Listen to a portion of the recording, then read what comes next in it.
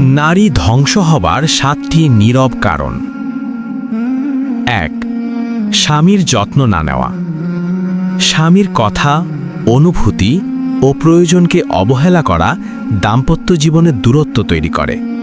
এর ফল ঝগড়া, অবিশ্বাস ও পারিবারিক ভাঙন। 2. কৃতজ্ঞতার অভাব। যে নারী স্বামীর কষ্ট, ত্যাগ ও দায়িত্বের মূল্য দেয় না, তার সংসারে শান্তি স্থায়ী হয় না।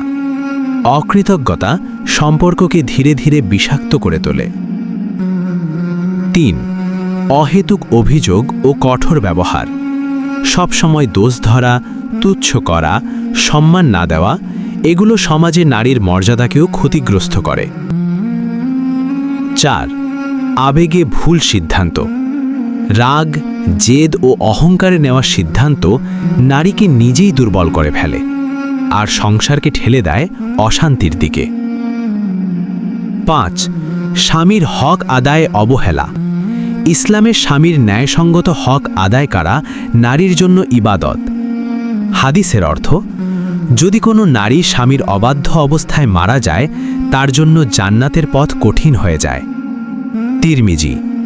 এটি শরীয়ত বিরোধী আদেশ নয়, বরং ন্যায়সঙ্গত হকের কথা। 6. জুলুম ও কষ্টের হিসাব। স্বামী, সন্তান বা পরিবারকে কষ্ট দেওয়া চুপচাপ সহ্য করা কষ্টের মতোই। এগুলোর হিসাবও আল্লাহ নেবেন। জুলুম কিয়ামতের দিন অন্ধকার হয়ে আসবে। সাহি মুসলিম। 7. আল্লাহর সাথে সম্পর্ক দুর্বল হওয়া।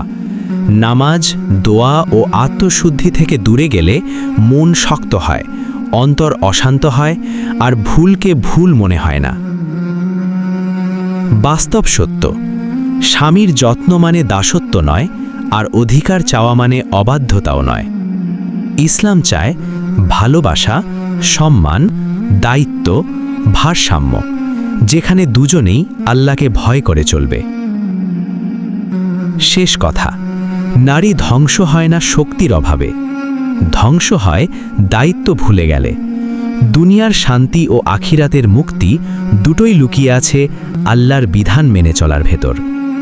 আল্লাহ আমাদের সকল নারী ও পুরুষকে নিজ নিজ দায়িত্ব বুঝে চলার তৌফিক দিন। আমিন।